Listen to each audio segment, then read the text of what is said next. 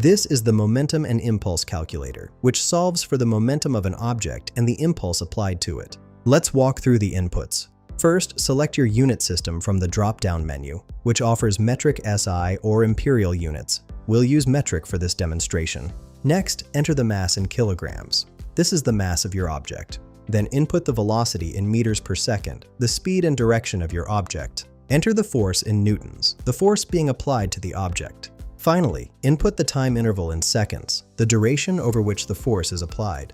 For our example, I'll enter mass equals 10 kilograms, velocity equals 10 meters per second, force equals 10 newtons, and time interval equals 10 seconds. After clicking Calculate Momentum and Impulse, we get two results.